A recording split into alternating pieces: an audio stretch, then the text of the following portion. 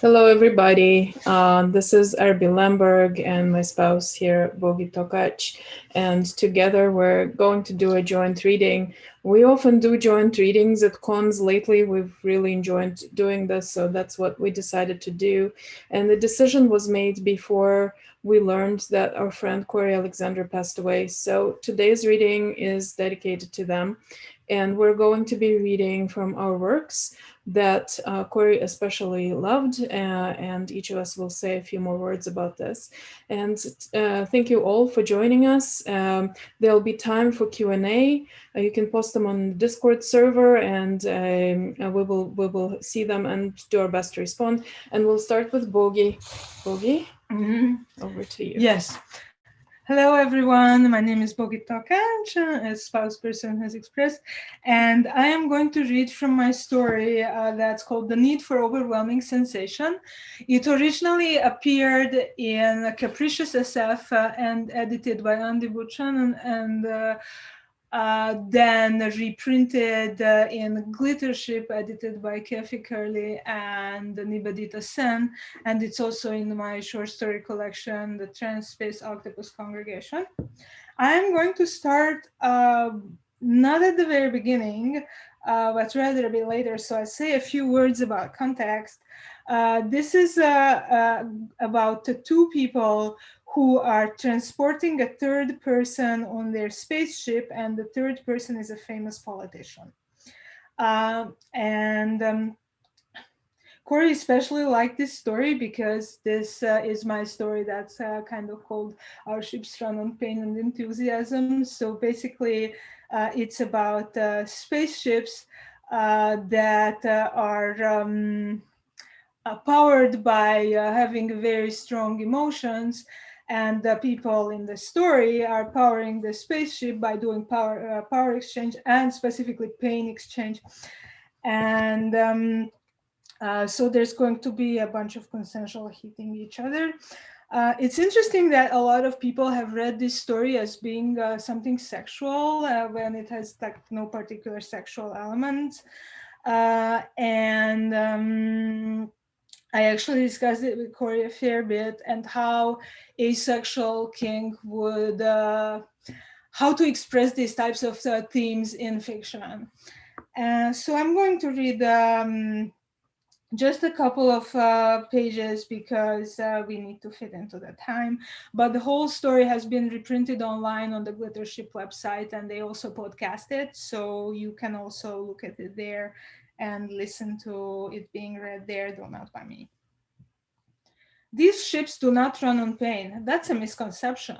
They run on raw magical power. It can be produced in any number of ways. Pain is just easy for many people.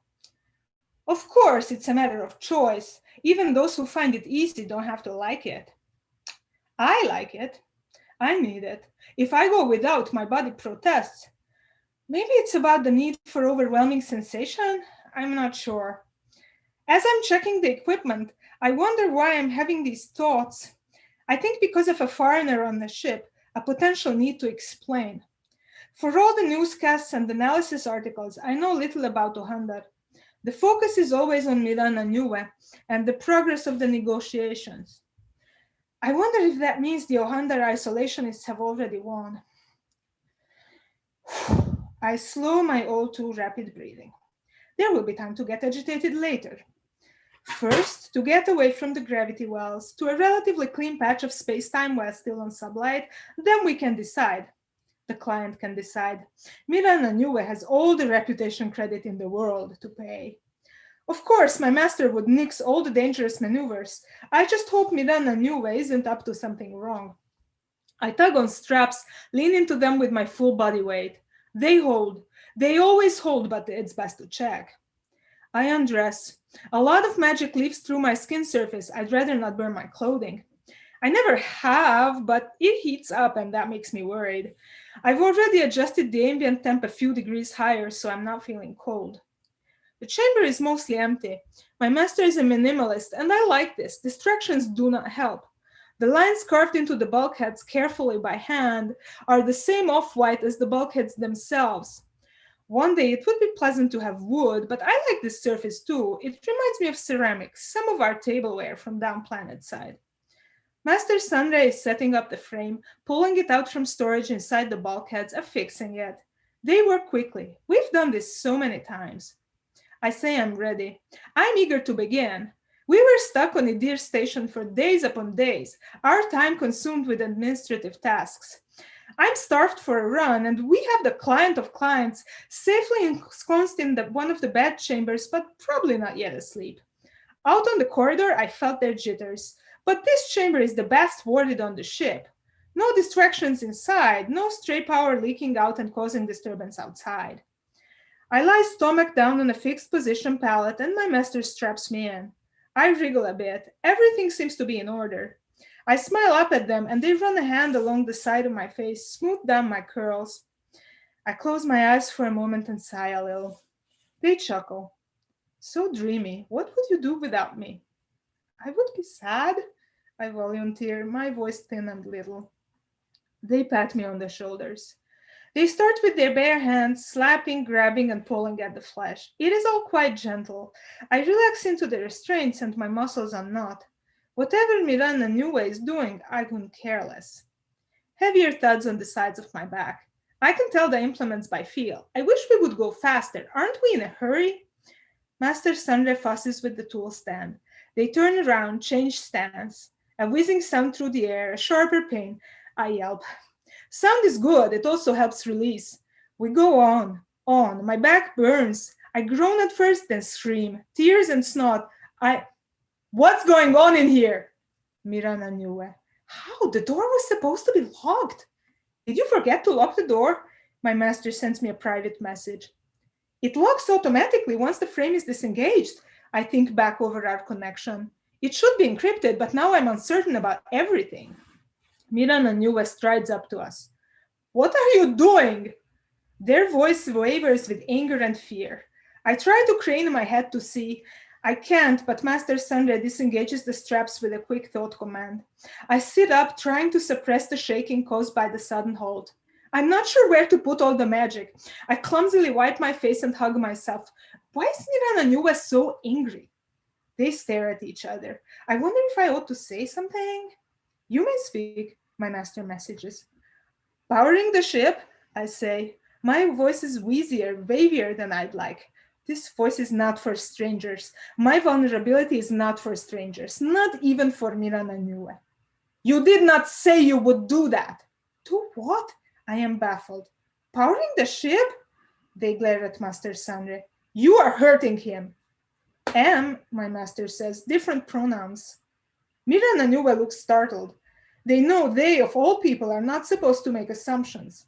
I feel they're gearing up to apologize and thinking better of it. Some of their anger dissipates. They hesitate. I've never before seen them hesitate. Then turn to me. It will be all right, they say. Could you please leave? I'm trying to be cautious, but the magic is pushing against my skin. This is not a point to come to a sudden stop. What is their problem? I am not letting them torture you, they say, with a sudden shift of tone into media-proof reassurance. I wish I could hit Miranda Nue. With so much magic, it's dangerous to even think of violence. I force down the thought. They are not torturing me. Please! I wave my arms. My motions are increasingly jagged. I know I'm losing control. I need to release the magic. Please, could you please leave? It's dangerous. You shouldn't be in here. I would listen to him if I were you, my master says quietly. If you're not leaving, I will escort you out. They step forward.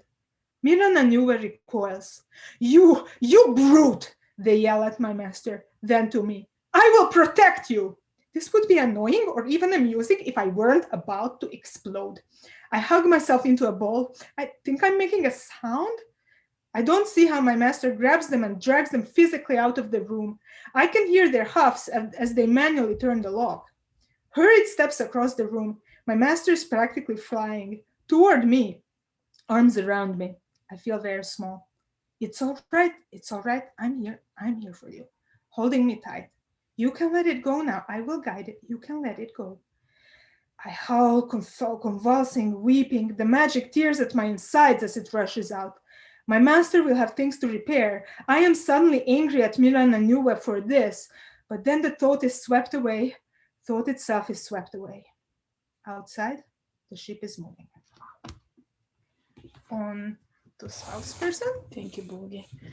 Okay, so I'm going to read from my first bird verse novella, which is called The Portrait of the Desert and Personages of Power.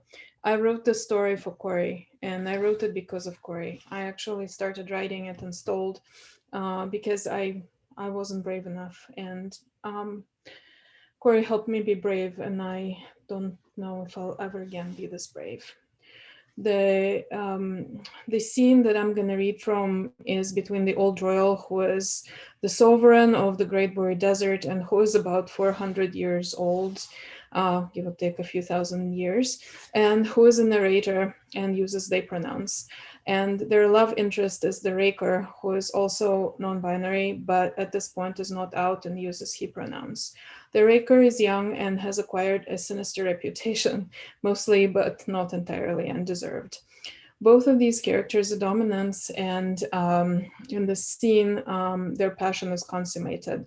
They sing together, there's magic and no sex. So this is the content warning.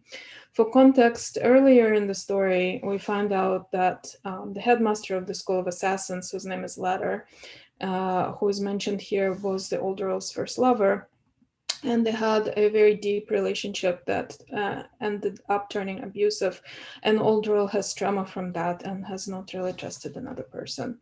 Also, for context, the old earl is a keeper of a magical star that's called Hill Star, and which is also known as the Star of the Weaves.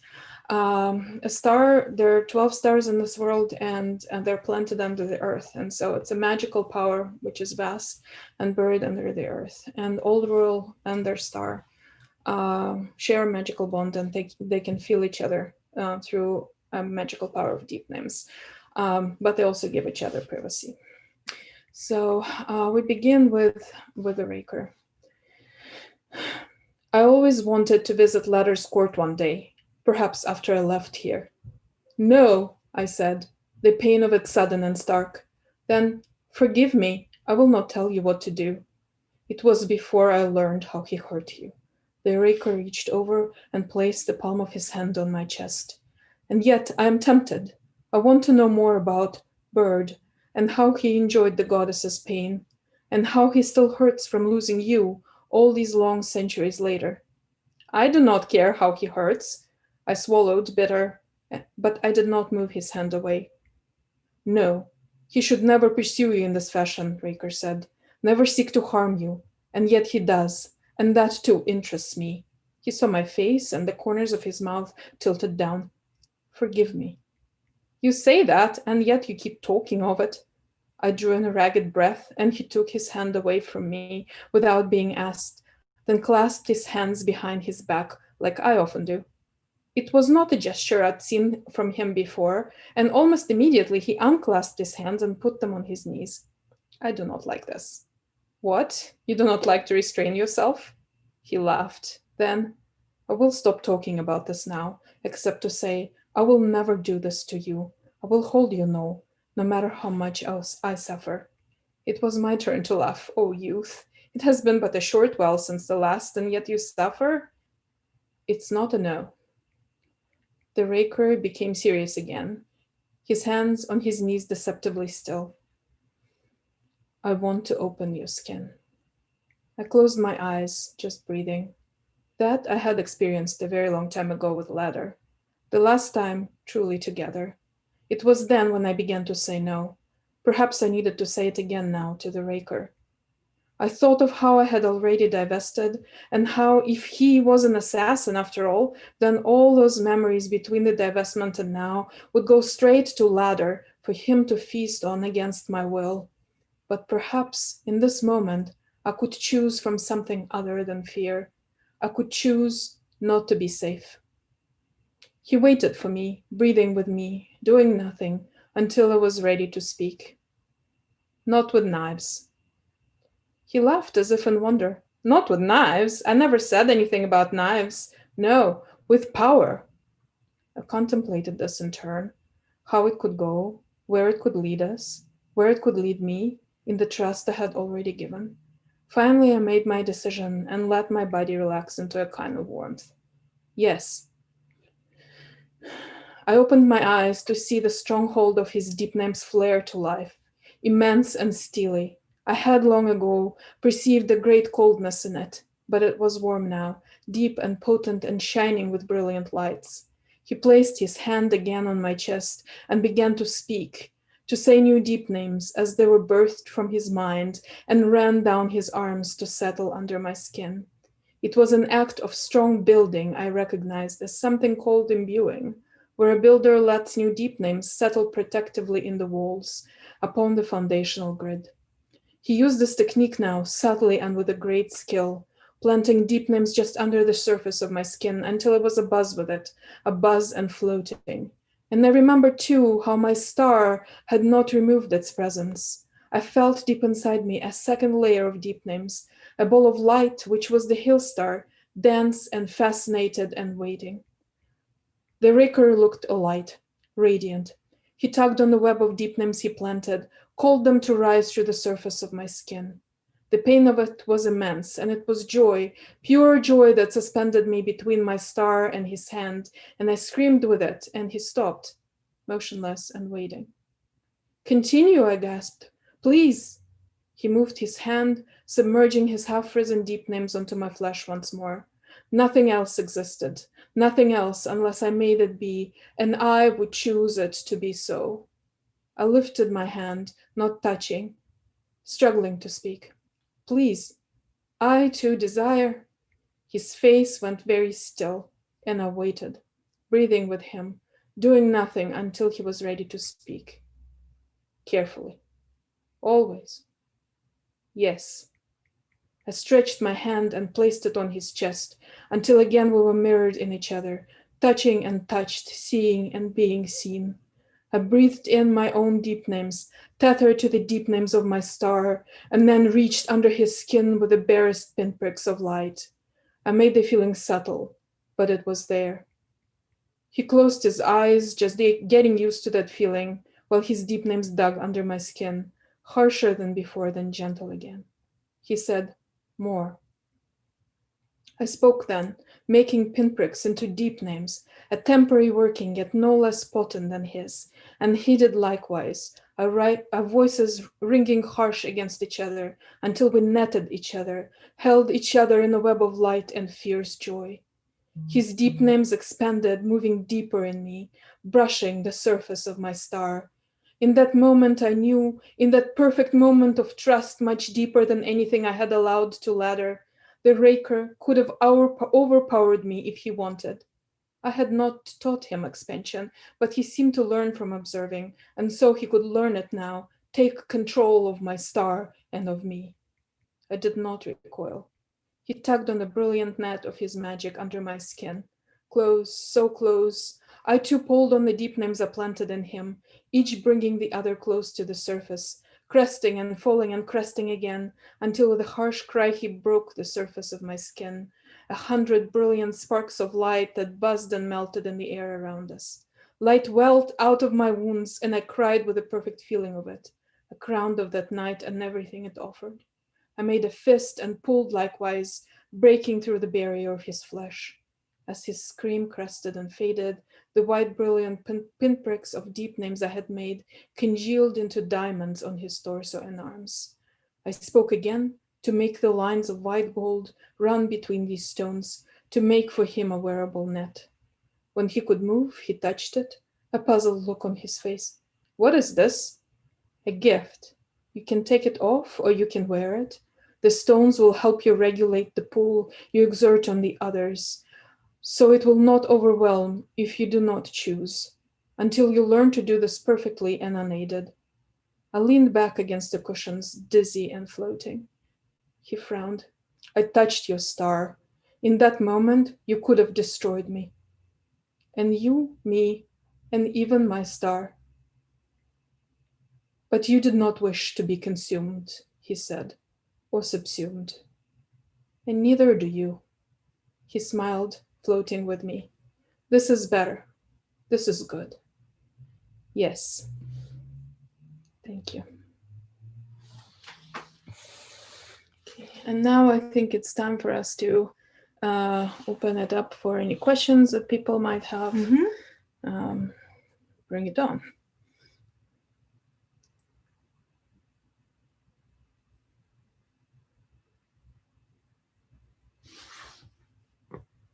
I can try to log in to Discord. Yeah. Okay.